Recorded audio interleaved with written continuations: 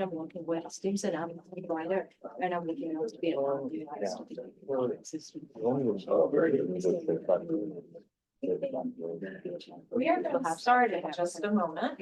Yeah, so we'll definitely talk about But we'll see if those those topics. Yeah. dribble in. This is one of my cards. Yeah. Okay, Yeah, great. actually, most of the time. Or message on LinkedIn too. Can you hear me? So I immediately, and I refer to you. So I can hear you. I can hear people who are talking in the back of the room more clearly than I can hear you, I think. But if you can hear me, then hopefully everything will be good. Okay, we can hear you well. Great. All right, we're gonna go ahead and get started. And we'll hope other people may dribble in, but since we're small, I'm gonna invite everybody to come up and sit in the front row, and we'll make this more conversational.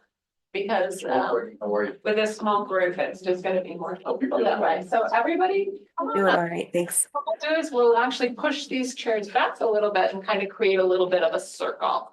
So that we'll feel more, so you don't feel like you're too close, but then also there's not like a row of seats between us. Yeah. There. Well, I'm doing it with, okay, perfect. Yeah, and then we'll need to do that for that. So we'll just go into the crowd. As opposed to having. There we go. And we have coffee in the back if anybody would like some coffee. Hey, you want something? Nope, I told, I want to sit next to you. or end of the lineup.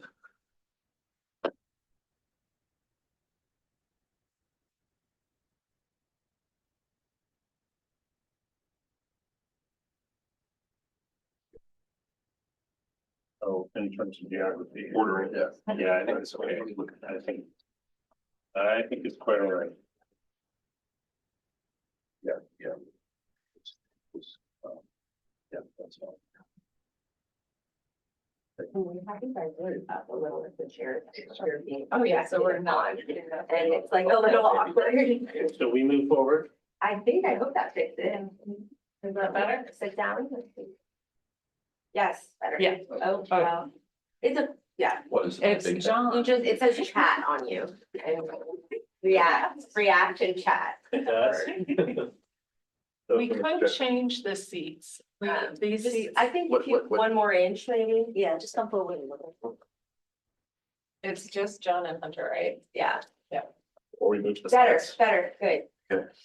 Yeah, No. no. Lean back. Is there, can we? You know what? We're just gonna move. It does, it's right on your forehead. Right, we're gonna change up these chairs, which I loved. I was actually just complimenting folks, but I think if we're on lower chairs. Yeah, Then sure. it won't That would be be- fine. Sorry. I just. No, and it's like for us to know, because we actually just got these chairs. Yeah. And I think they're great, so that you can see the room and it creates a nice dynamic, but.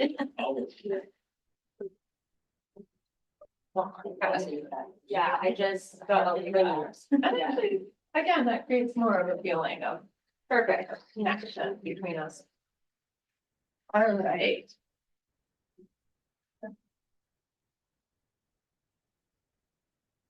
How are we doing? Okay, so.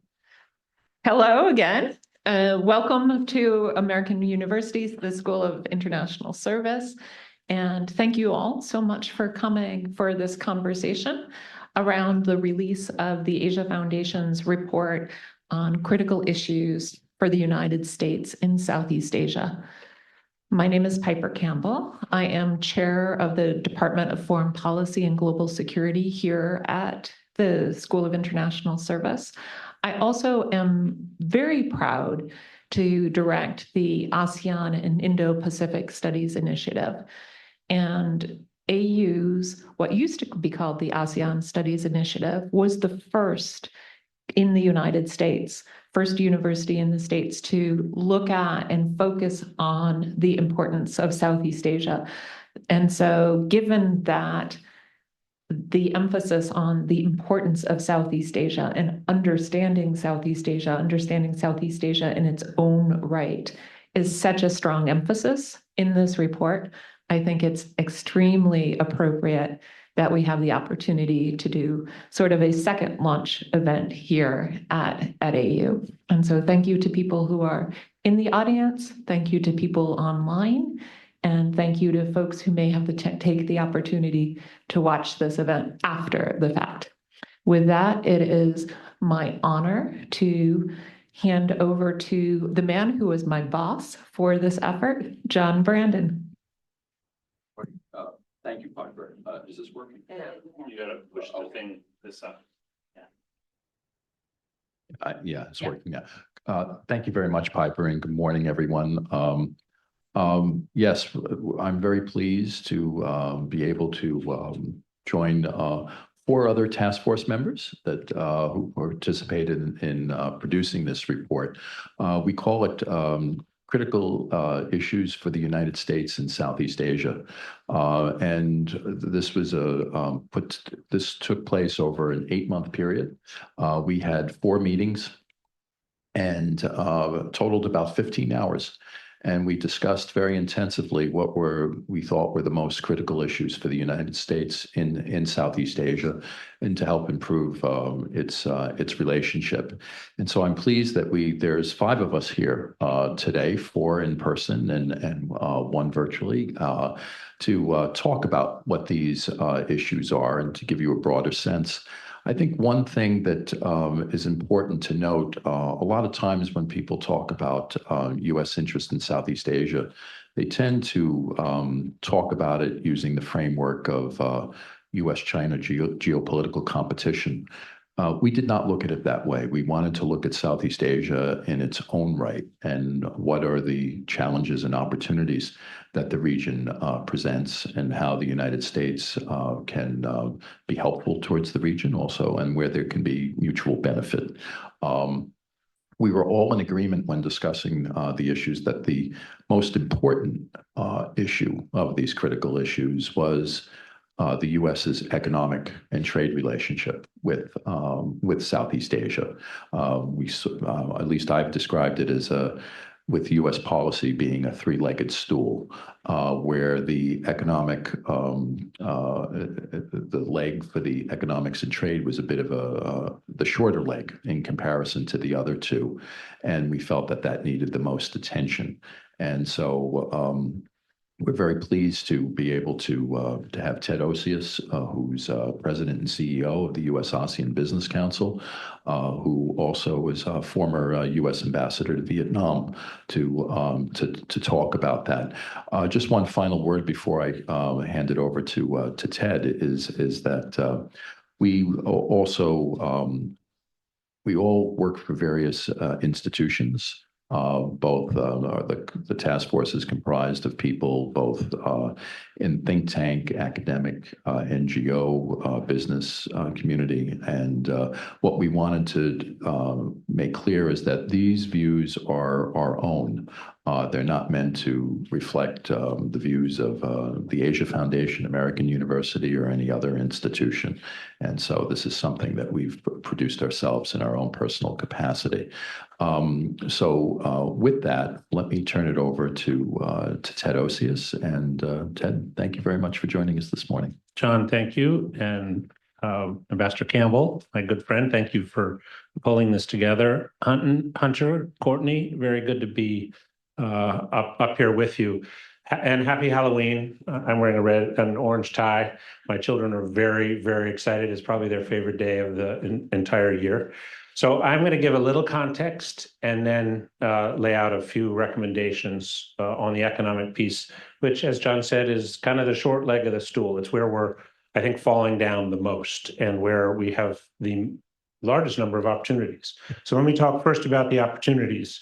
The data shows that similar to the way China led global growth for the past 30 years, it's going to be ASEAN and India that lead global growth for the next 20 or 30 years. Right now, Vietnam is projected to grow 6.6% per year for the next 10 years.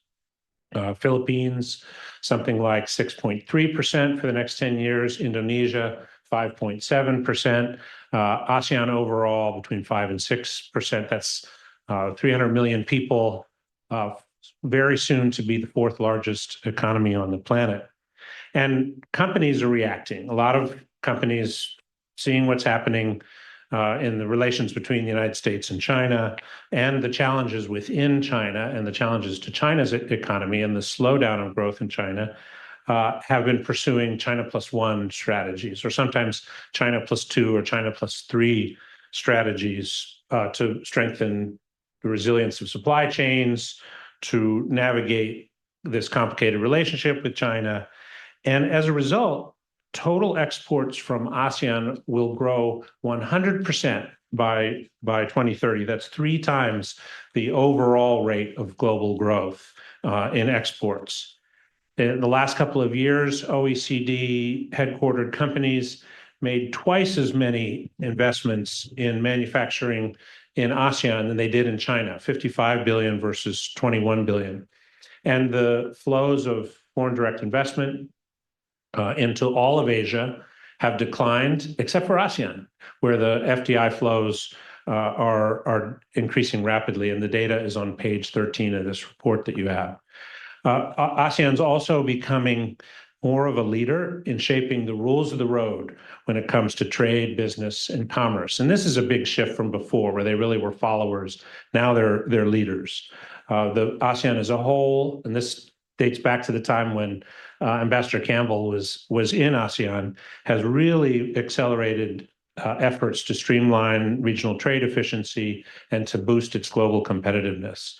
It's negotiating a regional digital economic framework agreement. Now think about that. If 4 of the 5 ASEAN countries agree on rules of the road for the digital economy, that puts them way ahead of the United States, because we have not agreed on rules of the road. And they are much more open than Europe to seeing the opportunities of digital economy and of AI. And so I think we think the implications of this are very significant for the Indo-Pacific, but also for the world, of ASEAN setting the rules of the road on the digital economy. Singapore is in the lead there. It has 4 digital economy agreements and a digital economic partnership agreement. And the RCEP, the Regional Comprehensive Economic Partnership, the largest free trade area in the world today, centered on ASEAN. It was ASEAN that really made the rules for that. So as a result, inter-regional trade in ASEAN will rise by 65%, 400 billion per year by 2030. And so what does that mean for us? Well, while we are very inwardly focused and we're looking at trade through a national security lens and we're worried about next week's election, the rest of the world keeps moving. And ASEAN is moving very fast. And not only are we being left behind as usually we're the ones who are engaged in setting the rules of the road, but our companies are being put at a disadvantage because they're not part of RCEP.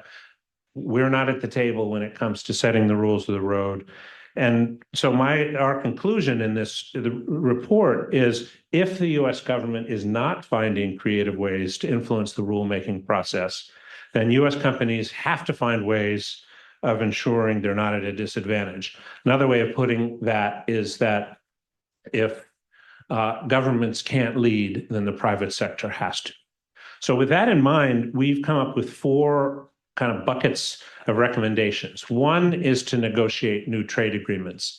I recognize that's hard in the current political environment, but if we're not out there negotiating new trade agreements, others will, and we will be left behind. And the first place to start would be finish the job on IPEF. So complete pillar 1 of IPEF. We've completed pillars 2, 3, and 4 of IPEF on clean economy, fair economy, and supply chains. But we haven't completed the most important one, which is trade, because we've been reluctant to show any leg when it comes to market access commitments. But the next administration really needs to finish the job on IPEF. And that, frankly, is less likely under a Trump administration than it is under a Harris administration. Now, the next recommendation, I think, is completely bipartisan and could be embraced by either party. And there's evidence to back me up here, and that is to deepen supply chains in critical minerals. Doesn't matter whether you're Republican or Democrat, everybody sees critical minerals, the growth of an EV transportation economy as an opportunity for the United States. And it's very important for the United States. And I don't need to tell you about chips, so semiconductors. Those are considered strategic assets. And so deepening supply chains in these areas and pursuing sector-specific agreements in these areas is really important. And the place to start would be Vietnam, Indonesia, and the Philippines. They have the critical minerals. They want the agreements with us. They want some incentives. They don't want to be competing on a not level playing field with the likes of Japan or the Europeans. And there's been a lot of work that has been done in this area already. So we've got something to build on here. The other thing to build on would be the Digital Economic Framework Agreement that I mentioned. It's supposed to be concluded, negotiations are supposed to be concluded by 2025. Our companies, US companies, are very much engaged in this process. They're working hard to make sure that it's a high standard agreement. And the ASEANs are recognizing, look, if we do a 10-member agreement, it's going to be lowest common denominator. So we're going to do ASEAN 10 minus X. Could be 4 countries, it could be 5 countries, but it's going to be a high standard trade agreement, which creates a positive dynamic. FOMO. If you're Indonesia and you haven't managed to sign up, and Indonesia is the likeliest of the big 6 economies in Asia, the likeliest laggard, there's going to be pressure on the Indonesians to actually get their act together and sign up. And then the last recommendation is on digital and energy infrastructure. And this includes things like undersea cables, power generation and distribution, energy transition technologies. And Courtney's going to talk more about that, I think, in a moment. But we see this is an area that would be very, very fruitful for where we could build on progress that we've already made in ASEAN. One example is when Secretary Raimondo went to the Philippines last spring. She launched a Luzon Economic Corridor, and other cabinet members going to ASEAN have launched the Just Energy Transition Partnership with Indonesia and Vietnam. These are areas where we could build on progress that's already been made and really deepen our engagement with the ASEANs where it matters a great deal to us, energy and digital infrastructure. Thanks. Thank you, Ted. Our next speaker will be Courtney Weatherby from the Stimson Center. She's the Deputy Director of the Stimson Center's Southeast Asia Energy, Water, and Sustainability Program. I think this is a natural segue from what you were talking about, Ted, with economics, to look about what's involved, what's needed for a clean energy transition in Southeast Asia, but at the same time, environmental concerns, in terms of people have said that perhaps maybe the biggest national security threat to Southeast Asia is climate change. With there's a typhoon that hit Vietnam not too long ago, and then tsunamis and heat waves and other types of environmental calamities. And so Courtney will talk about these issues next. So thank you, Courtney. The floor is yours. Thank you for joining us. Yes, thank you for having me. And I'm sorry I can't be in the room with everyone. I actually just got back from a 3-week trip to Southeast Asia, where a lot of my engagements in Thailand, Vietnam, and Singapore were focused on climate and energy issues. And unfortunately, I caught COVID right at the end of the trip, so you don't want me in the room with you, but I'm happy to talk virtually. So continuing from sort of Ted's comments, Southeast Asia is among the fastest growing energy consumers globally. So addressing energy needs in a way that is sustainable and keeps up with the pace of growth is extremely important to meet many of those economic growth targets and development targets that Ted was hinting at, particularly in some of these new key sectors. And just to put it into perspective, a report that was just released this month by the International Energy Agency shows that Southeast Asia alone will be about 25% of global energy demand for the next next decade. So finding that balance and making sure that those needs are met for crucial sectors in digital economy, including things like data centers and AI that underpin some of those future growth areas, as well as some of the new high energy intensive manufacturing sectors for things like semiconductors and EVs, is increasingly important. Southeast Asia is, looking at energy through the lens of climate change, which, as John mentioned, it is particularly vulnerable to. So there are pressures not just from sort of international agreements like COP, but also pressures from domestic national policies to transition towards net zero emissions by 2050 to 2065 for most of the countries in the region.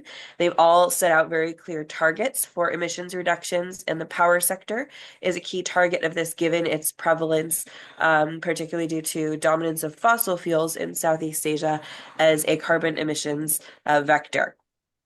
However, those projected targets will require very significant investment in infrastructure. Historically, the region averages about $70 billion of annual investments in the energy sector. That needs to nearly triple to $190 billion annually to meet those stated targets. So it really requires an increase in investment, not just from the public sector in Southeast Asia, but from development partners, like-minded countries like the United States, Australia, Japan, China, and others that are investing in this sector, and also, very importantly, catalyzing private sector investment in this space to meet that rapidly expanding energy demand and ensure that that expansion is sustainable and green in a way that does not contribute to climate change. So building on what Ted highlighted there about sort of the need for US engagement in this space, I'll highlight a couple of very specific activities that I think that our team collectively thinks that the United States and its partners can engage in this space. So first of those, building again on what Ted said with investment, is that the United States and partners need to really robustly fund new climate finance, including grants and low-cost loans. The infrastructure gap that I mentioned before is so significant that not any single donor is able to help fill it. It really requires a coordinated approach across countries.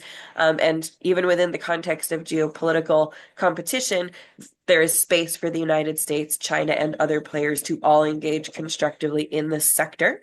So the US and its partners specifically should really robustly fund those commitments made through the Just Energy Transition Partnerships in Indonesia and in Vietnam. As Ted mentioned, those are, those are moving, but they're moving slowly. So there really needs to be sort of putting some actual money into those and moving forward on concrete projects can help show real in this space. And particularly, there are ways to do this strategically that support sort of the long-term supply and manufacturing of key sectors for the global clean energy transition, like critical minerals, like solar panels, like wind, and like other key infrastructure supply chain blocks that we're seeing. If you look at the long-term projections for what the globe needs to meet the global targets on emissions reductions and clean energy. A second area for engagement is really to support technical and regulatory capacity needed for some of the advanced clean energy technologies with key partners in Southeast Asia in order to meet that really rapid long-term growth that I highlighted before. There needs to be investment and support not just for integration of the technologies that are currently dominating the market, like solar and wind, but also some of the newer technologies that can provide firm baseload power, which is so crucial for high value added manufacturing and for reliability of the electricity system. So this includes tech in areas that the United States has lead in, such as advanced geothermal power, modern and innovative nuclear energy, such as small modular reactors, as well as energy storage systems, which include not just batteries, which we hear a lot about, but also things like pumped storage hydropower, which the United States has widely deployed in past decades and which is widely available in Southeast Asia. And finally, on the energy side, I think there's significant opportunities for the US to work with like-minded partners like Japan, South Korea, Australia, and the European Union to invest in a modern transmission system for the region that can support smart power trade. All of the countries in Southeast Asia have their national targets, but meeting those national targets really does require cross-border collaboration and looking at ASEAN not as just a collective of 10 countries, but as a coordinated zone. And if power trade can be more effectively shared across borders, then there's a higher feasibility of meeting those very ambitious climate emissions reduction targets. Outside of the energy sector, obviously climate change itself poses a broad challenge to the region as well as an opportunity for constructive engagement. Climate change, as we all know, is somewhat political here in the United States, but in Southeast Asia, it is not so political. It is really broadly viewed as a problem intensifier and a lurking future existential crisis for the region. A recent survey by ICEAS in Singapore shows that concern over climate change and extreme weather events remains high across the region, with over half of the respondents identifying it as a pressing concern, and many in some of the most populous areas and most vulnerable areas, such as Vietnam, identifying it as the top priority for the region.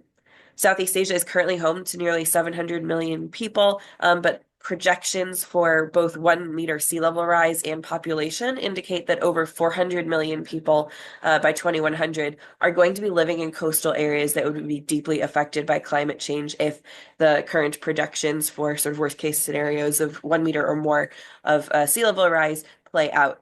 And 5 of the 10 ASEAN countries are among the top 20 global countries vulnerable to climate change. So this is not just sort of a political issue. It is for some communities an existential issue, and it is for most of the countries in Southeast Asia sort of a pressing concern that they seek to address. So incorporating climate change and also some of the broader environmental degradation and pollution challenges that intensify it and unfortunately interact negatively with climate change impacts will reflect not only that the United States is paying attention to the priority issues in its partner countries, but also to issues which present a long-term opportunity, because all of these issues have solutions, and some of those solutions are technical, technological, financial, and are business opportunities for companies, some of which the United States has experience deploying domestically and could share lessons learned and solutions with countries in Southeast Asia. So there are many ways that the US can engage effectively in this space, but one of them is to consistently support efforts to provide fair financial incentives for environmental protection. As I mentioned before, energy is sort of a primary driver of climate emissions in the region, but also following fairly closely on that is land use changes like deforestation, which are responsible for another 2/5 of regional emissions. So supporting conservation and protection of key tropical rainforests and other protected areas will not only help to actively combat carbon emissions by supporting biodiversity zones and carbon sinks, but it will also help to promote alternative uses of the land that are more sustainable in the long term and place fewer pressures on society by changing the way that the land is used, and thus increasing vulnerability for many zones. And along with that, there's also significant opportunities for the United States to share lessons learned, build human and technical capacity, and support pilot projects in Southeast Asia that draw on experiences here in the United States of adopting what's called nature-based solutions for infrastructure. These are essentially solutions which, rather than building a dam or a protective wall against storm surge, essentially invest in to protect, manage, and restore ecosystems that have natural resilience to some of these major climate challenges, whether that's extreme weather events like typhoons and storm surges that go along with them, or sea level rise.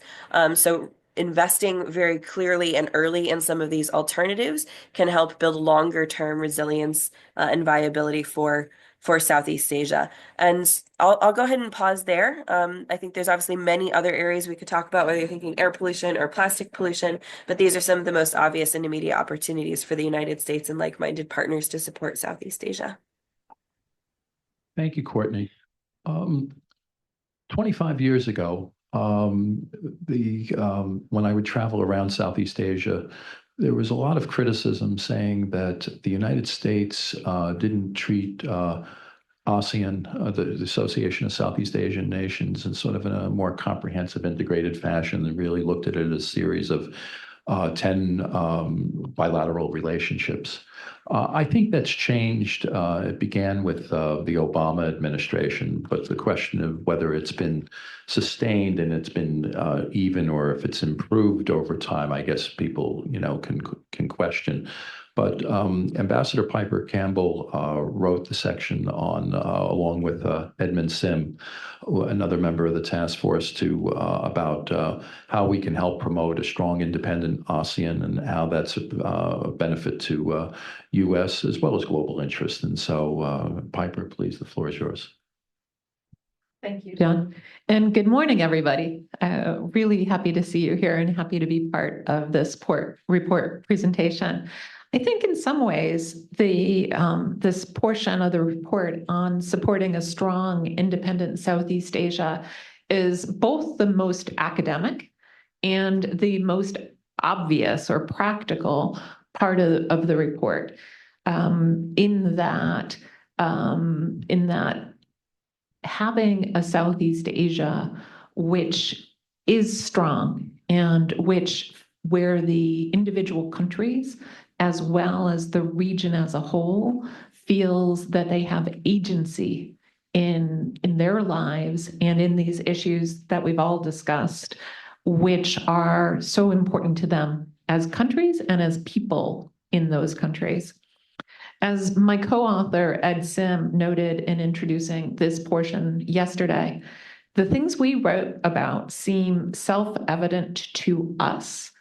But as we recognize how foreign policy has been politicized and distorted in so many ongoing conversations around the world, how globalization has become a curse word in some areas, we need to recognize that these things that seem obvious to us are not obvious to everyone. And we need to build in the ability both to communicate and to educate, but also to listen and to understand where and when people are coming from different perspectives. And I think that's really what underlies this portion of the report. We want to communicate, in essence, to that broad range of individuals who are influencing the direction of policy. And here I mean to every American who's going to be going out next week and voting, because we recognize that that these are recommendations to the United States, not just recommendations to the next administration, right? And so I thought I'd actually start with our recommendations, the 3 recommendations from this portion of the report. And those are, the first is, don't build partnerships only with like-minded countries. Like-minded countries are important. However, we need to recognize that there are many instances where American interests can align even with countries which pursue different political paths. Vietnam would be a shining example of that. Are members of groupings we don't particularly favor. I'm thinking here particularly of the BRICS, for example, or even of which we suspect are leaning towards others, for example, Cambodia. We need to find the areas where U.S. interests align with the interests of those countries, and we need to find, preserve, build the mechanisms for interacting with those countries and with the people of those countries in those areas. We should be judicious in creating and using country groupings. Not only because the alphabet soup of acronyms like AUKUS and the Quad, et cetera, is becoming confusing, but also because every time we create one of those groupings, we potentially create inefficiency in the system where somebody might legitimately be asking, oh, is this an issue for the Quad or for the East Asia Summit or for some other grouping? Who should I talk to? Who's going to respond? Who owns this? And if you're having the same conversation in 8 different settings, but focused on sort of different perspectives, a security perspective or a political perspective, what gets missed in those conversations? It's also awkward for the individuals who are left out of the conversation, right? And so Ted referenced IPEF, and for the ASEAN countries which are part of IPEF, they have benefited from those negotiations, and they understand more US positions based on the work that's been made in some of the areas of IPEF. But not all members of ASEAN are part of IPEF. And so arguably the countries which are left outside the conversation lose from that exclusion. And so it's important, we're not saying that these groupings don't have a place. However, we'd like to sort of up the challenge, up the set of questions which are posed about the utility of a grouping before such ad hoc groupings come together. We also advocate strongly and selectively supporting ASEAN centrality. We think the United States should be clear-eyed about ASEAN's limitations and equally clear-eyed about its abilities, and work to be ambitious about increasing the latter. For example, engaging with the ongoing standards creating discussion in the digital economy space, as Ted mentioned, is an obvious area where ASEAN is leading the discussion, and it would be a value for the United States to be engaged with ASEAN in that discussion. There are so many areas, so many sectors in which ASEAN as an organizing and convening principle plays a very important role. And we also need to not diminish the contribution that ASEAN has made to regional stability. Sometimes we forget how important that is for the region, for the countries of ASEAN. Accepting and even enabling the countries of Southeast Asia to balance between the United States and China, because this is maybe one of the sections of the report where we leaned more into including China in the conversation.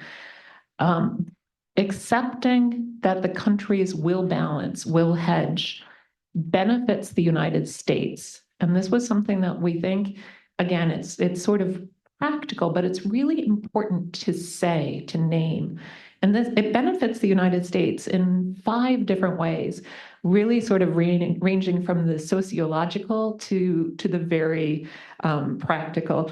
First, it's easier to work with others, the friends, allies, and partners the United States likes to refer to, than it is to accept some generalized responsibility for providing security or being a dominant power. We didn't say hegemon in the report because it's a report that's written for generalized audiences, this isn't an academic report, but really we're saying that there are costs and responsibilities to try to be a hegemon, and that the United States works best when it works with others.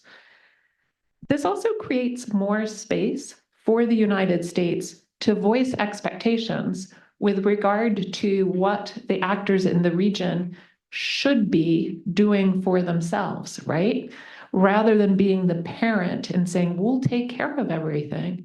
When the United States engages in the region and says, yes, the region is important to us, but clearly your region must be more important to you. It's a very different conversation. It's a very different beginning to what we believe can be an important and fruitful conversation. It aligns with our values. And not only does it align with US values, it's what countries of the region consistently are telling us they want from the United States. And not only does it align with our values, not only is it what people from the region are telling us that they want from the United States, but it also usefully sets the United States apart from or distinguishes the United States from the behavior of China, which often not only uses language suggesting an expectation that countries of the region will behave in the way that China instructs, but through its actions, for example, in the South China Sea, communicates that same expectation of regional dominance. In the report, we said, when the United States draws a picture of a future that is inclusive and beneficial to the states, and we should have added to the peoples of Southeast Asia, we are more persuasive. This picture is even more compelling when we are able to draw it with others, such as Japan, Australia, and India, as Courtney gave specific examples of doing that in the energy and environment section.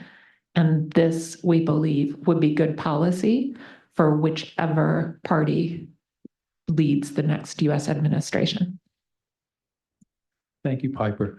I'm going to speak next. Two people that were involved in writing this section of the report, Ambassador Scott Marcial and Frank Januzzi from the Mansfield Foundation, aren't able to join us today. And so what I'm going to do is speak for a few minutes and highlight basically the two recommendations that came out of the report, and before turning it over to Hunter.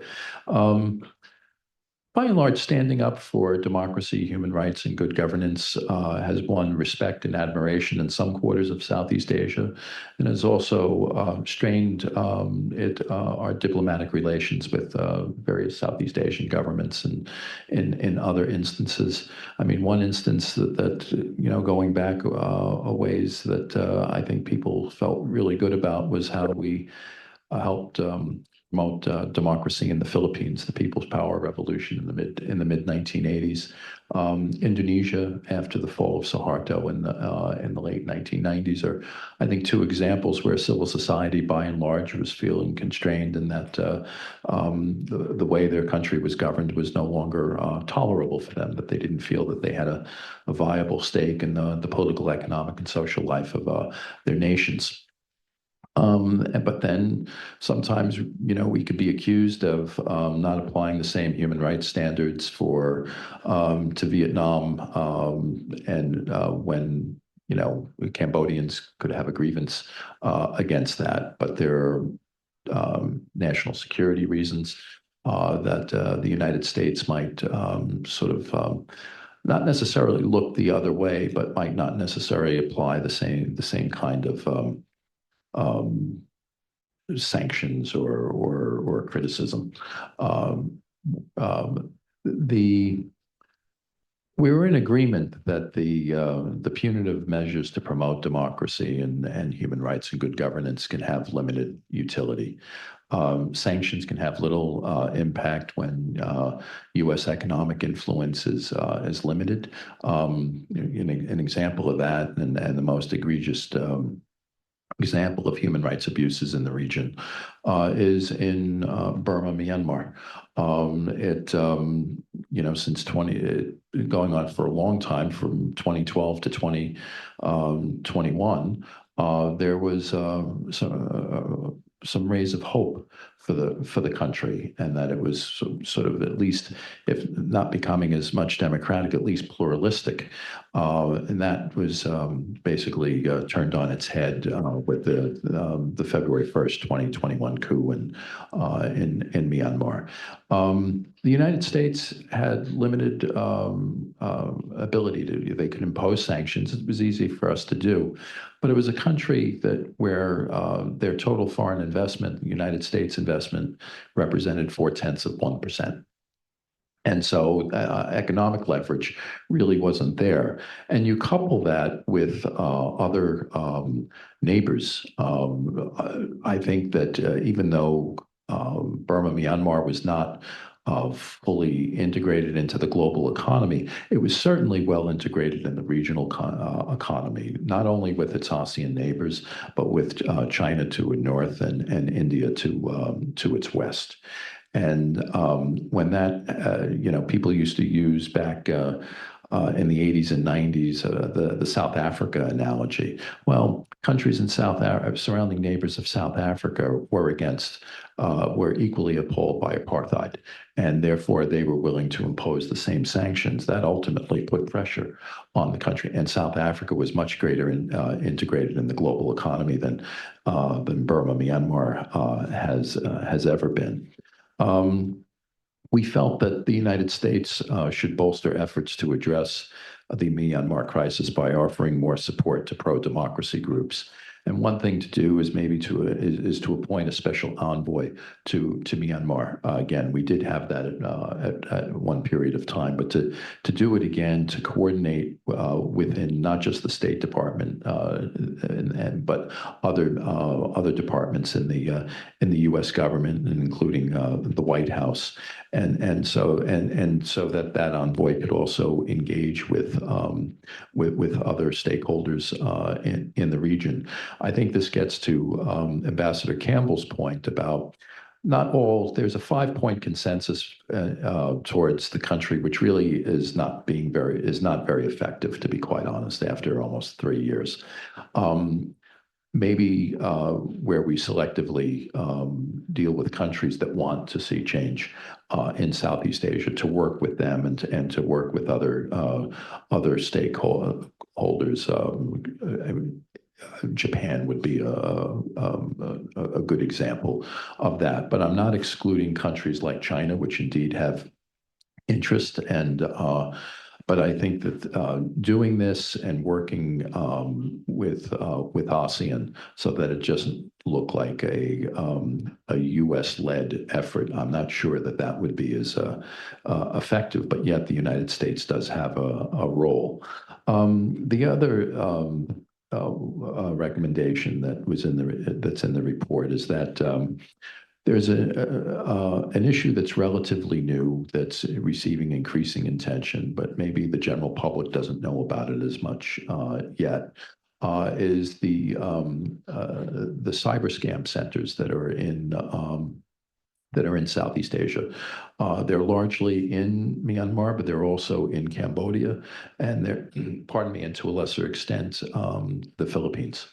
But the real problem is in Myanmar and Cambodia.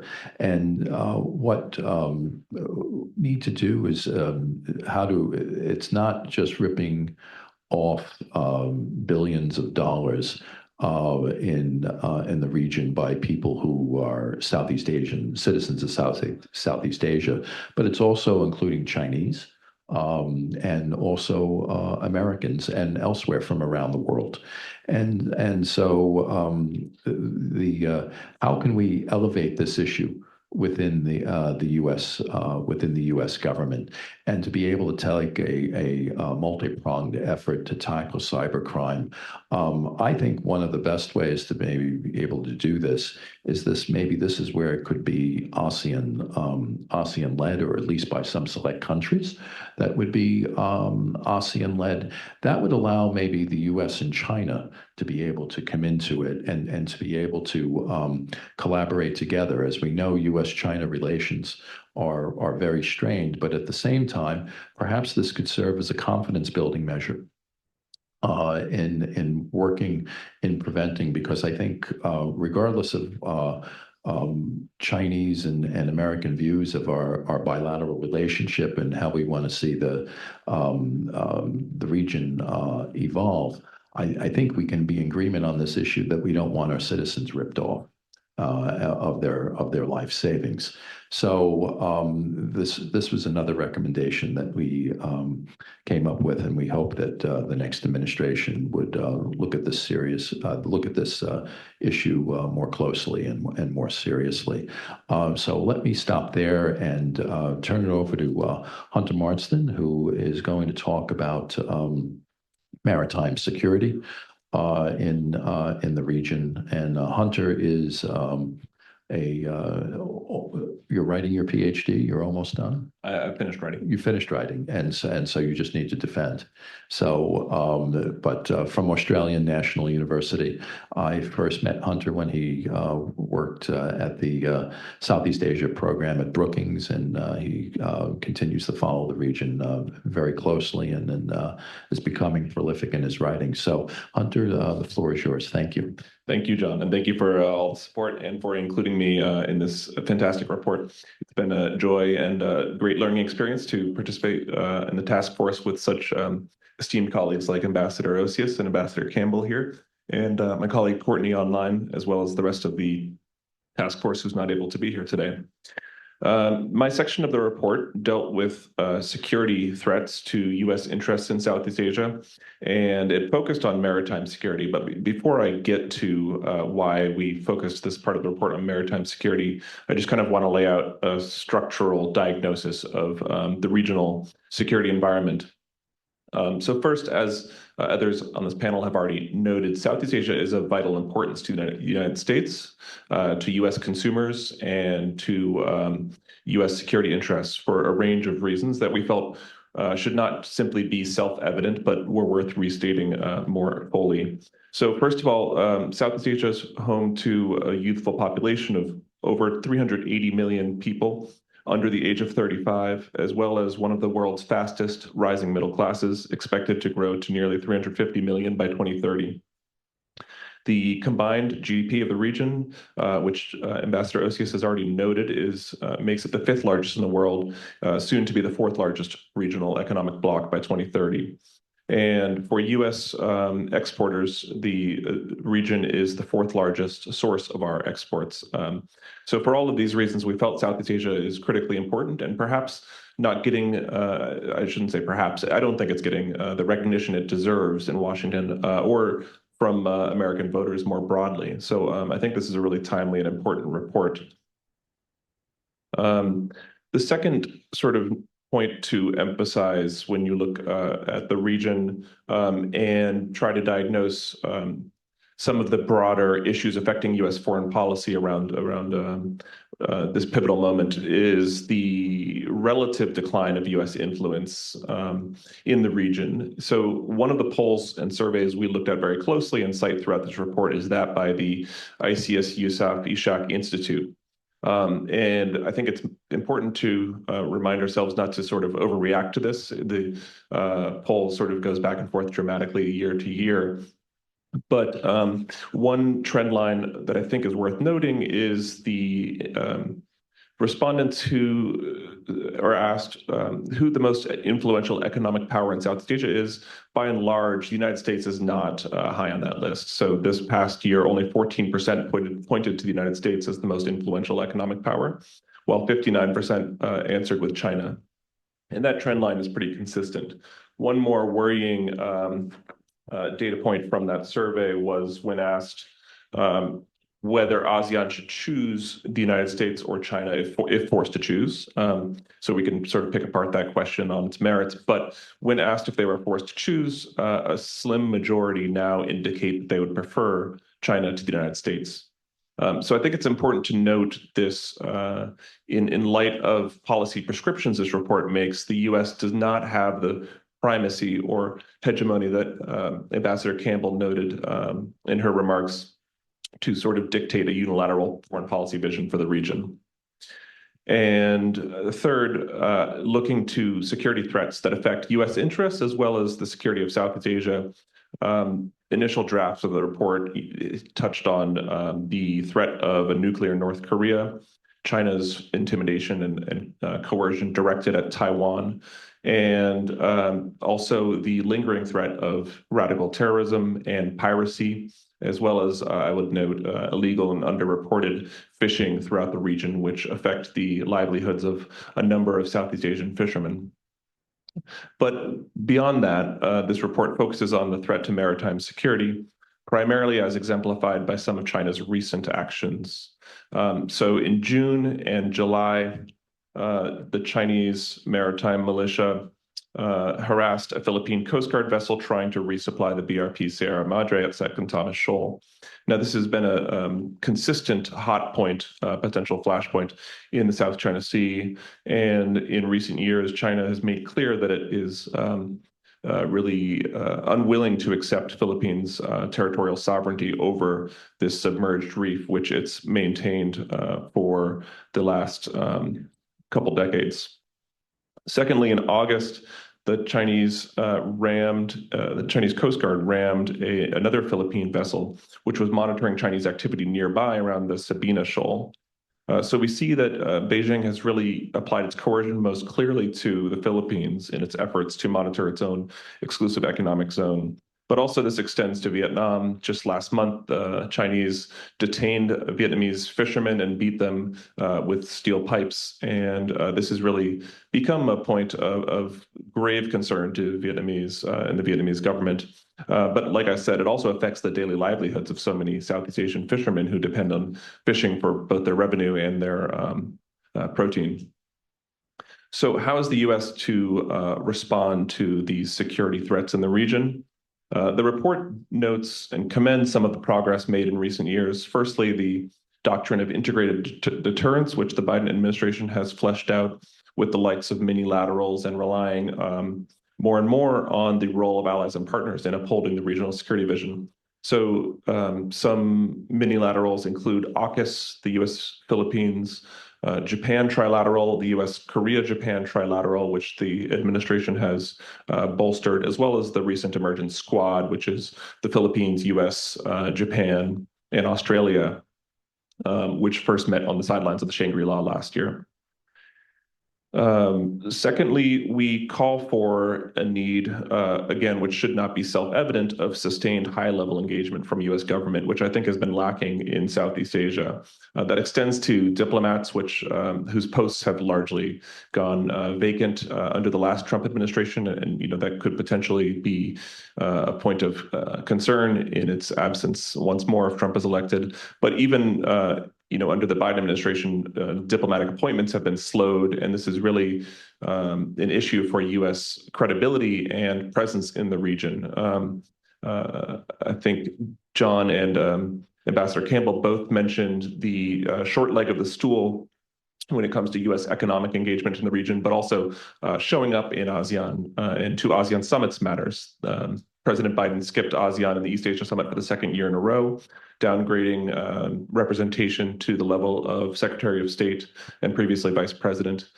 It should be noted that China is not sending Xi Jinping to ASEAN summits, so it's not simply a fair comparison to say our president should go when, for instance, one of our competitors does not send their leader. But showing up consistently at a high level in the region matters. And if we want to highlight the importance of ASEAN centrality, it matters who we send and do so consistently.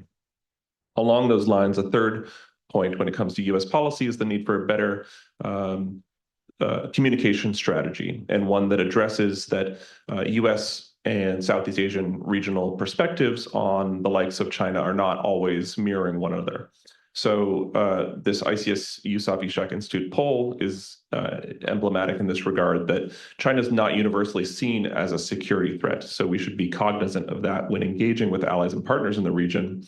And that embraces some of Ambassador Campbell's excellent points on the need to realize that Southeast Asian states want to hedge. They want a variety of partners and options in the region. And other interests, which my colleague Courtney online mentioned, include climate change. And as Ambassador Osius mentioned, economic development. In Southeast Asia, economic security is national security. And therefore, the U.S. needs to show up and engage with partners in a way that provides for and recognizes economic developmental needs. I think such a well-rounded strategy would better enhance U.S. influence in the region, realizing that the U.S. Has lost its competitive edge in many of these regards and needs to up its game if it's to remain relevant. So I'll stop there and leave some time for Q&A. Thank you. Thank you, Hunter. Well, you have received from the panel, I think, a strong sense of the report's findings and recommendations. And so this is the time where we can open it up for questions and comments. If you could just kindly identify yourself and ask who you're addressing your question to. So, please. At the moment, I'm the proprietor with Stimson Center, where actually we share. Here, why don't we just... So if you could repeat your... Yeah, so my name is Lena Lê. I'm working for Vietnam National University, and I'm here as a Fulbrighter working with Stimson Center. So thanks a lot for, giving us a very special chance to listen to you, especially the report. Yesterday, I joined a conference with the Vietnam Academy of Social Science, and I mentioned about this event. And a few people working back in Vietnam at the academy really want to read this report because they're going to organize a conference about how the U.S. kind of, attitudes or U.S. policy towards Southeast Asia. They really want to listen to it, especially after the presidential elections, because, we're waiting for that.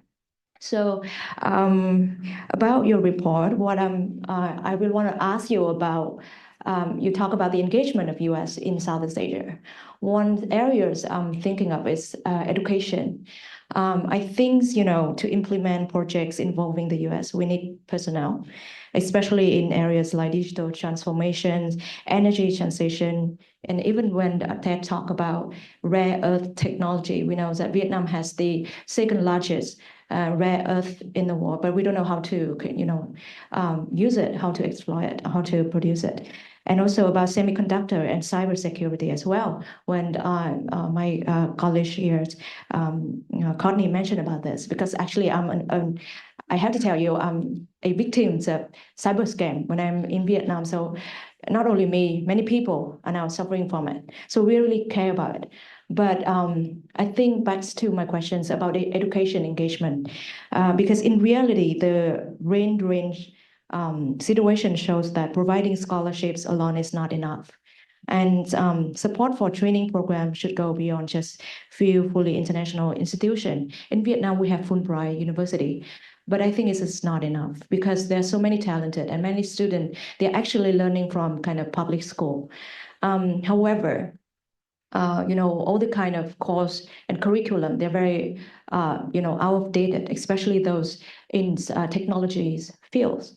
So, if you want to support pilot projects in Southeast Asia, you cannot send American comes and helps.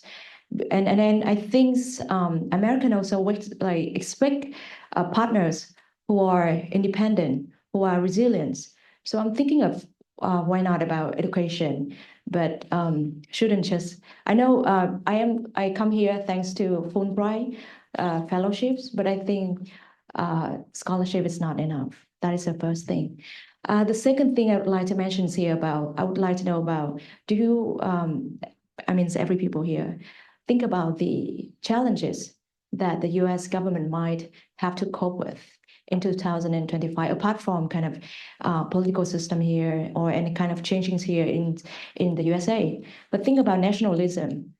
I think there's an emergence of nationalism in several Southeast Asian countries. So how you can cope with this? Is there any kind of suggestions so you can, have a very productive, efficient policy in Southeast Asia, and still give room for, certain type of nationalism over there. So thank you. You've asked two questions, but there are a lot of parts to those questions. And so let me, I'll take the first crack in some of it and then invite colleagues on the panel to complement or differ from what I say. You led off with education. At the end of this report, we had longer term issues that were important for the United States. And the first of those longer term issues was public diplomacy. And encompassed in the public diplomacy is the scholarship, like the scholarships you're on with, the Fulbright as well as others. I think the United States also is dealing with, we do have a significant budget deficit. And so how do we try to meet these needs in terms of successfully carrying out public diplomacy at the same time, given budget constraints? I think one of the things that should be done would be how the U.S. government could work with, try to engage in more public-private partnerships in order to be able to help with scholarships, short-term training. You mentioned about, the need to understand more about critical minerals. I think we probably are in a similar position. And so I think that actually there should be next administration, whichever one it is, should try to engage in these types of things. Now, we can't offer scholarships and training to, 700 million people, right? That's just impossible. But at the same time, If we can do more, great. If we are not able to do more, how do we do it more effectively? And I think that, both questions should be examined that way. And so I'll Can I pass it over to jump? Ted. Yeah, I've got a hard stop in 8 minutes. I'm watching, or 7 minutes now. So I just want to jump in with a slightly different angle, but building on the public-private partnership idea. I mean, this is also what you're talking about is also a workforce development issue, and countries such as Indonesia and Vietnam, for example, have taken advantage of public-private partnership opportunities to build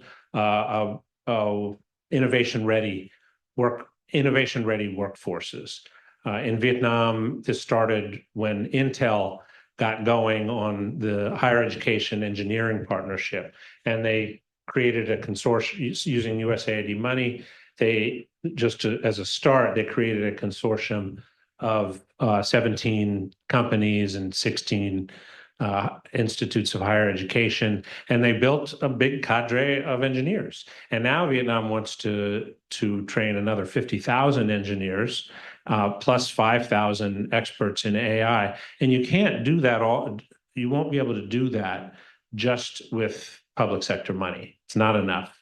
And so but the private sector is actually has quite serious interest in this workforce development issue. And companies like Google are investing in skilling initiatives, Amazon, Microsoft, US ASEAN Business Council is engaged in some of these initiatives. And you pointed to the digital transformation and the energy transition areas as really ripe for this. I would add the U.S. government has some skin in the game and has put it in the form of ITSE funding. And I forget what that acronym stands for, but it's to build capabilities it's to sort of enhance our ability to do friendshoring when it comes to making chips, semiconductors. And so there's public money and there's private money for that kind of workforce development. Indonesia is taking a slightly different approach. The new president is investing $82 million a day in making sure people have enough to eat so that they can then have the skills, go to school, develop the skills necessary ultimately to be part of an innovation economy. So yeah, there's that public money, but there's been huge investments by not just U.S. companies, but other companies in workforce development in Indonesia. So in addition to the sort of public diplomacy aspect, there's the public-private partnership aspect of it. And then just briefly on the nationalism question, this shows up really clearly in Malaysia and in Indonesia, two Muslim majority countries where they're angry about what's happening in the Middle East, particularly in Gaza. And it's showing up in terms of boycotts against U.S. products. It's them showing up at BRICS is a manifestation of, I think, that anger and that sense of nationalism. It's a real challenge for the United States. And the draw of, the Chinese and the Russians who are saying, well, we're with you on this, and the United States, which continues to be engaged the way it is in the Middle East, is going to be a long-term problem for the United States. We discounted a little bit the ISEAS poll that Hunter mentioned because we felt that could be a blip that's entirely Gaza related, and if we move forward on this, maybe it won't stick. But I'm not so sure now. Yeah, in addition to the government and the public-private partnership aspect of education and training, I think we can also look at the university-to-university connections. Georgetown's effort with Indonesia to build a university or a branch in Indonesia is an important way to make the connections. here at American University, as I mentioned at the beginning, we're very proud of our ASEAN and Indo-Pacific Studies Initiative. We're very proud of how many students are interested in and focused on the region. And I think that it's very important to continue to make sort of those political and geostrategic connections, in addition to making sure that we're making those connections on sort of the more technical levels, right? And so it's additive. Where we see it working the best, working the most efficiently, is when U.S. universities and universities in the region see the profit-related incentive to work together to offer programs and to build capabilities. And I think the demand signal from the private sector is driving attention in the educational space to the needs for short-term training, technical training, and skills development. On nationalism, I just agree with what Ted said, and to note that this report was really developed over almost a 6-month period, and it was interesting over that period among our group to sort of debate and to negotiate on some of these topics, like what are the long-term implications of some dynamics that we're seeing. I do think that related to nationalism, both in the United States and in Southeast Asia, this point that countries do not need to agree on all topics in order to work together as friends and partners is a very important one. I think it's important for countries and the leaders of Southeast Asia to hear that message from senior officials in the United States. And I think I see Ted preparing to leave. So I will just say on behalf of AU, how happy we are that you came, and thank you for participating. I'm hosting a rather large event. If I don't show up, it's not going to go well. Thank you. Courtney, I don't know if you have anything on this issue that you want to add. Sure. I mean, I think I'll just highlight briefly 2 things. One is that I do think there's a lot of value in some of the programming, like the Young Southeast Asia Leadership Initiative, YSEALI, in building connections, not people-to-people connections, not just between the United States and ASEAN countries, but also between different countries in ASEAN.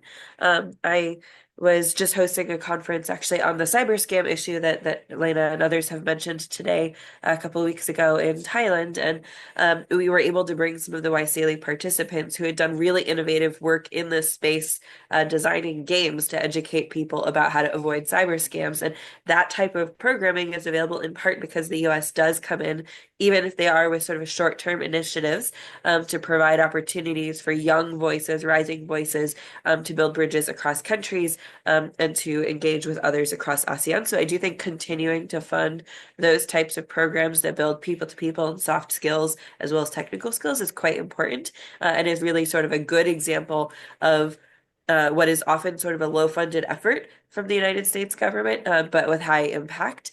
I think on the latter question on sort of the nationalism, I'll just highlight one point, which is that I think oftentimes Americans tend to view ourselves as a power for good and assume that everyone across the globe will view the United States as a positive actor. And sometimes we see in certain countries or in certain circumstances that is not the case. It is, as John and others have mentioned, sort of the Gaza situation has really changed perceptions in Indonesia and Malaysia in particular of, the role the United States plays for good and the role that it plays maybe more ambiguous to some of these stakeholders. So within that context, I think not just assuming that the United States is always going to be welcome is an important consideration point for how the U.S. frames itself and its actions in the region. And again, going back to sort of one of the key takeaways from the report, that the U.S. should engage the region on its own merits and respond to the asks and the pulls that it is seeing,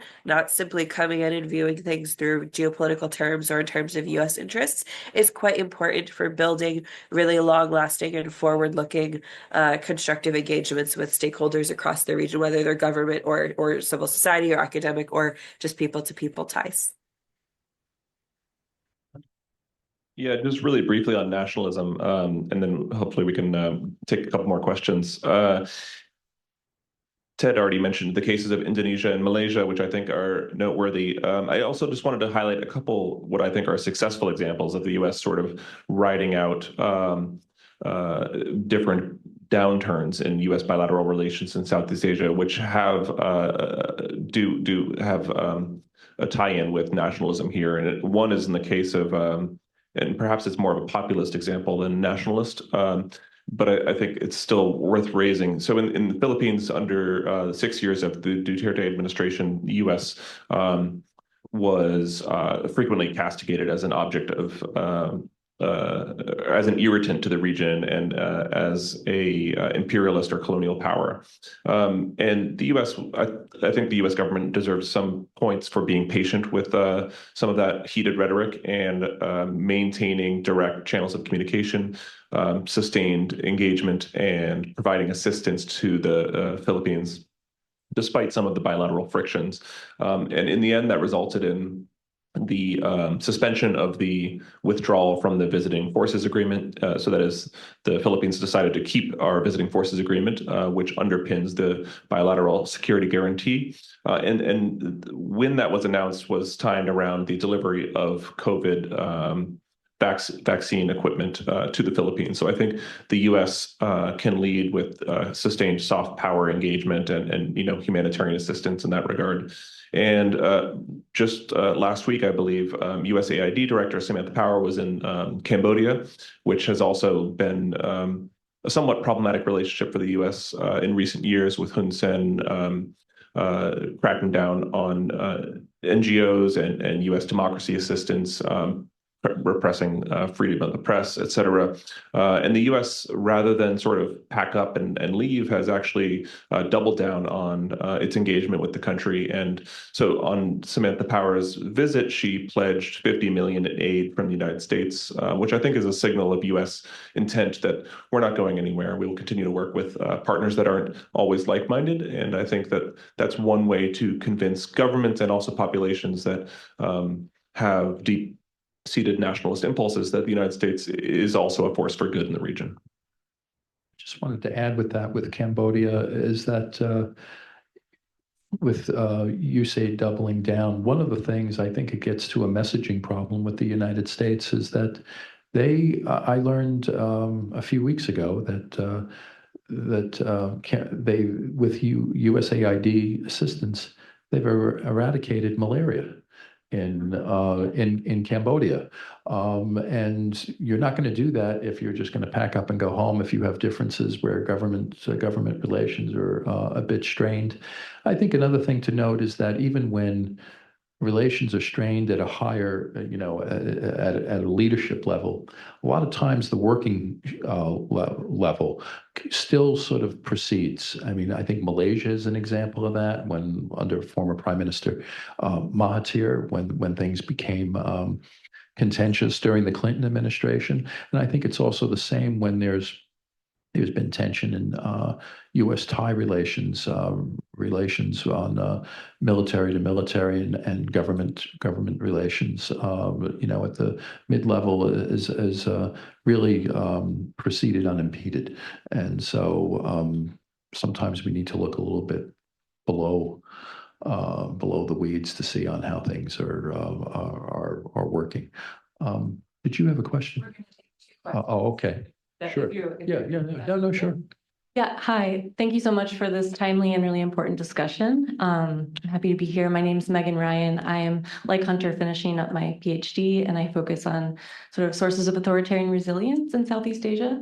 And so one thing that I think of as a major challenge to U.S. engagement in Southeast Asia is rising polarization, not just polarization, between China and the U.S., but even, with rising nationalism at the level of government and in civil society.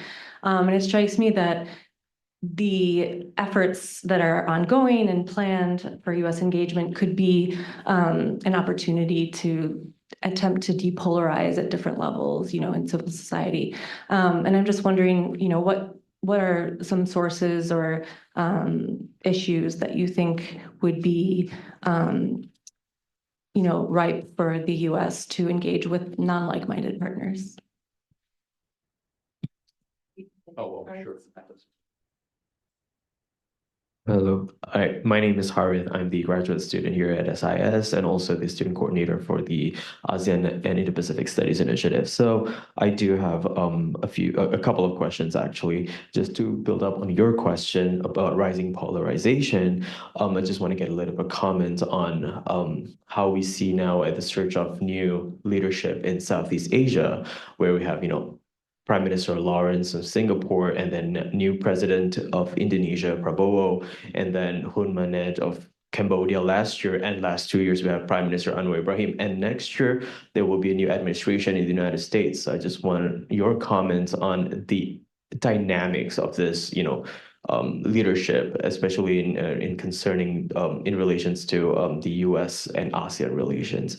And second of all, I wrote a piece on The Diplomat, talking about if next year is the make or break year for ASEAN, especially Malaysia is chairing the ASEAN next year.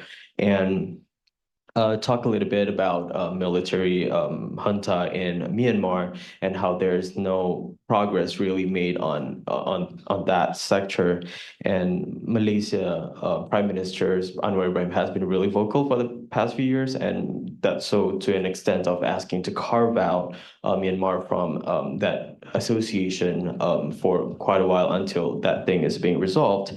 And I wrote as well that Malaysia could perhaps pursue a non-consensus mechanisms, right? Probably through unilateral approaches. And John mentioned about how we can perhaps look into appointing special envoy in Myanmar.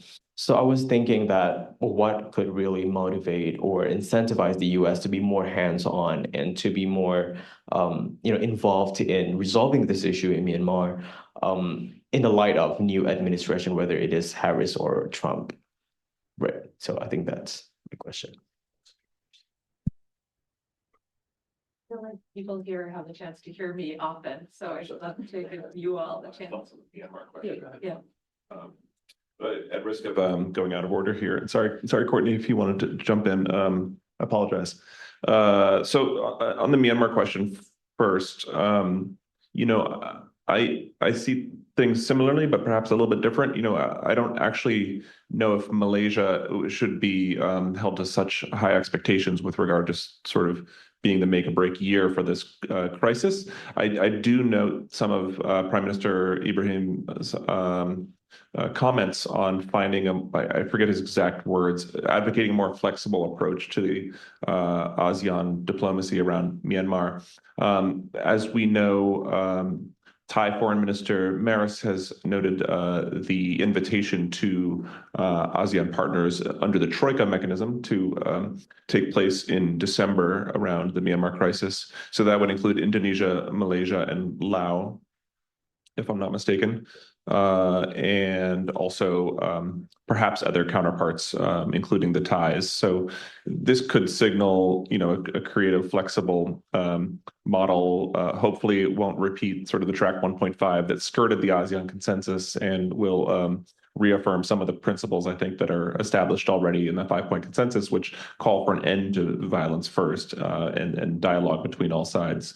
I'd also note UN Special Envoy Julie Bishop just returned from a trip to Naypyidaw, and while she, like her predecessor, went and met with Min Aung Hlaing, which I never think is good from a PR perspective, she also claims to have met with representatives from the NLD, the NUG, and ethnic armed groups. So perhaps signaling a more inclusive approach under Special Envoy Bishop's tenureship of the position.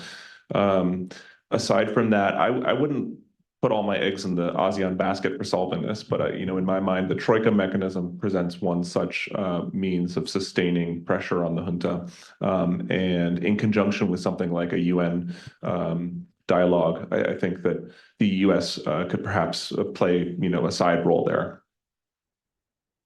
Courtney, would you like to add anything? I think I'll just briefly jump in to note, I think when we're looking at opportunities to work in the region despite polarization and despite some of the complex relationships and some of the changes in leadership. It may be to stick to some of the core shared interests between the United States and countries in the region. So just picking up on one specific example that was talked about a few times today, looking at the scam center compounds. This is a major governance challenge for countries across the region. It is a major challenge to the United States. It is tied in with transnational criminal organizations, and it is bringing in more money than drug trafficking is globally at this point in time. So it is a metastasizing issue. You know, despite changes in leadership, despite changes in prioritization, some issues like this, there are opportunities for concrete collaboration on, whether that is in, technical coordination on how to block scams or respond to them, or whether that is in trying to move forward consensus between, countries with shared interests. It doesn't have to necessarily be countries that usually fall into the like-minded countries basket, but countries that can collaborate on really specific lines of effort. I think, the clean energy transition is another one. Obviously, the framing for how countries engage on some of these issues will have to change based on how leaders prioritize things and how the national conversations are going inside some of these countries.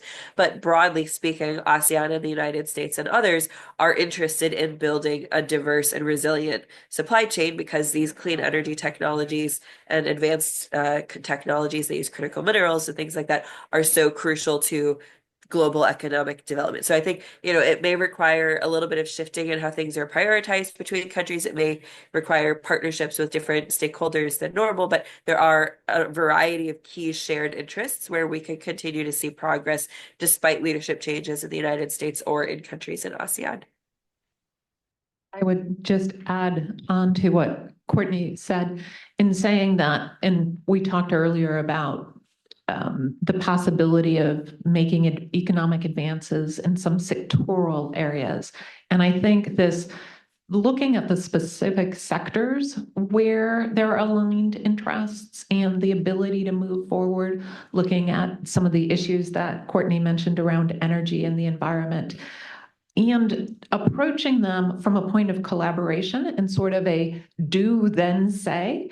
So I think there's a model by which you identify the shared interest. You work really kind of in a clear-eyed and almost technical way on that shared interest. And then as you're making progress, that's when you kind of take it up to the political level and you say, it is when we worked together in sectors like this and on shared interests like this that we meet the needs of the United States and the countries involved.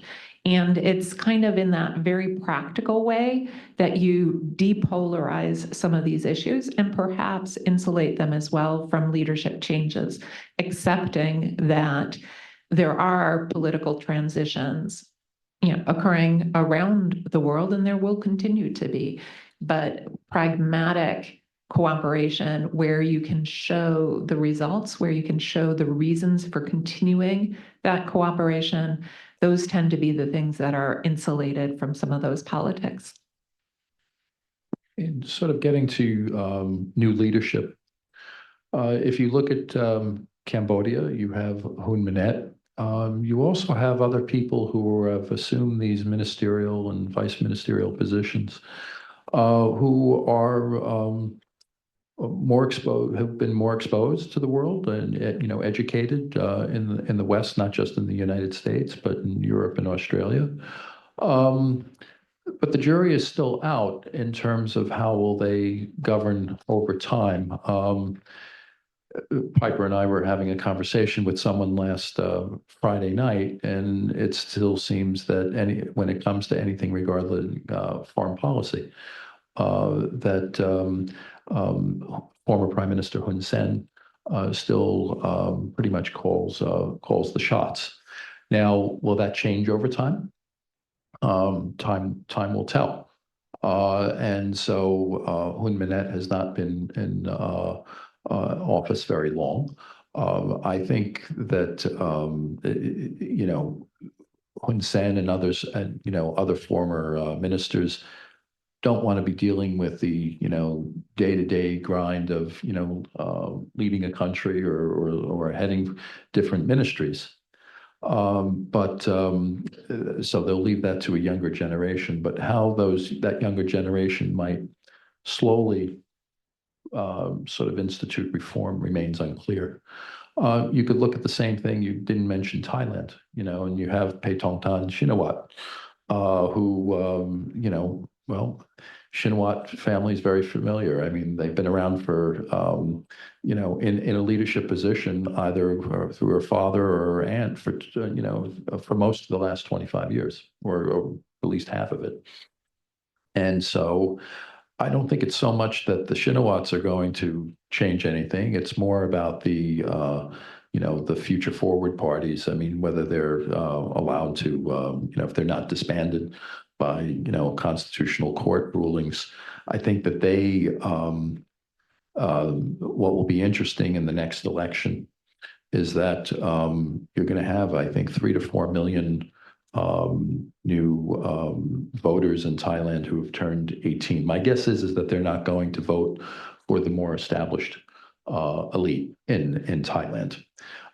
So if they won, or at least get a plurality, or if they get a majority, I mean, last time they got a plurality, but under a parliamentary system, they couldn't put together a government. What will be the strains in terms of rising leaders, and how much established elites in the government don't want to give up power? So that could create a problem for Thailand. So again, time will tell. And so I think that that's the case with a lot. I mean, there's what percentage of this? 350 million people out of almost half out of the region that are 35 or under. So over time, things will change. I mean, Indonesia, Prabowo Subianto, he's 72 years old. So he's not representing a younger generation, but he is trying to do something, whether, trying to provide assistance that all children can eat nutritiously. The question is whether Indonesia can afford feeding everyone. It's almost $30 billion a year to do that. And so again, time will tell. We're going to go, since we started a little bit later. We could take another. Oh, well, you want to end it? Did you want to go? We can take one more question. Okay. Well, why don't we take one more question, and if anyone has one, and then we'll wrap up. We started a little bit late. Yes.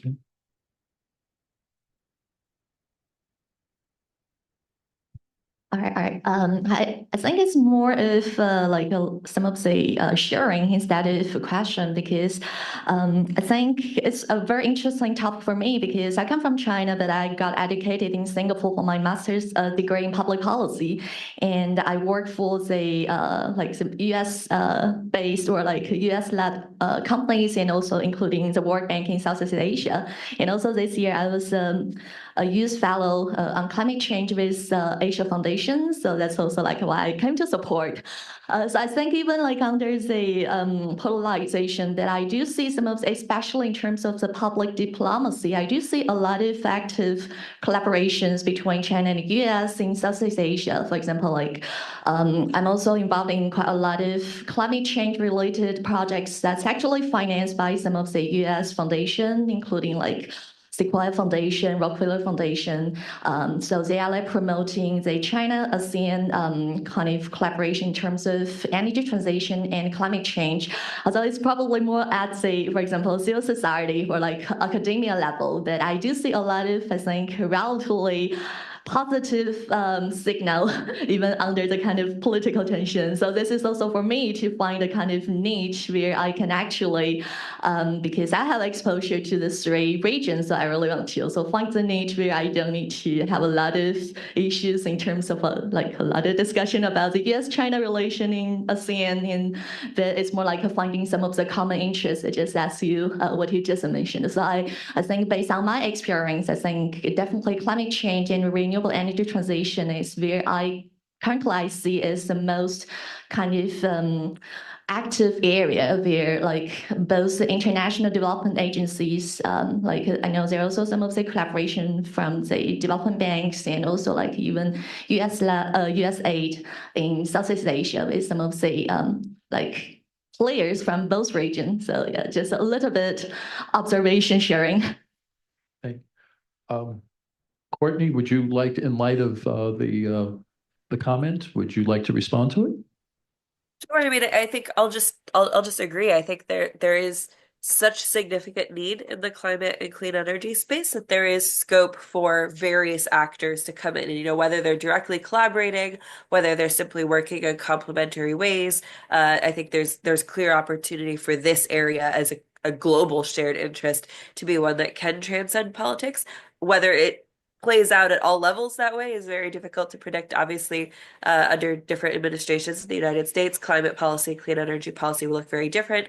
But I would also just note that, as you highlighted in your comments, there are many actors in this space from the United States, and not all of them are government. We tend to focus a lot of our conversation about what the US government should be doing, but obviously private sector, philanthropic foundations, education institutes, NGOs, and civil society, these groups all have their own efforts and their own collaborations in this space, which are not necessarily subject to politics in the same way. So I do anticipate we'll continue to see innovation and collaboration in many of these areas, regardless of what happens with the election. The framing might change a little bit, but the efforts in this space are so clearly needed and so clearly important to the region and globally that we'll continue to see progress. It's simply, sort of how it's framed and what the rate of support is that might differ based on politics.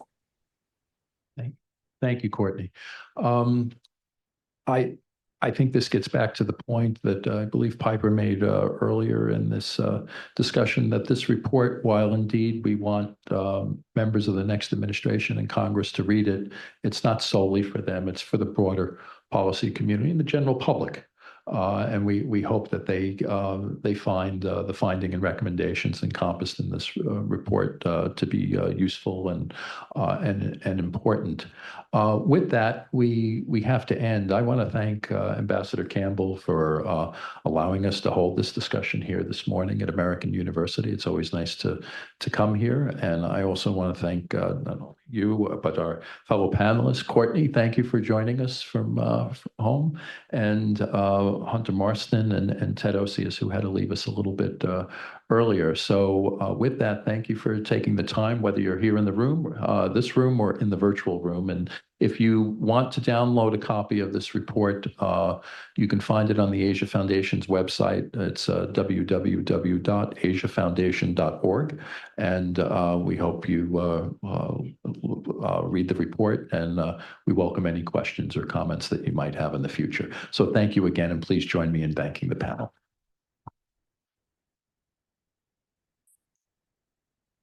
Thank you all for coming. Please feel free to grab some excellent Indonesian coffee. It might be a little cool now, but it is still good coffee. So if you want to grab some coffee on your way out, grab an extra copy of the report, blog about it, share the QR code.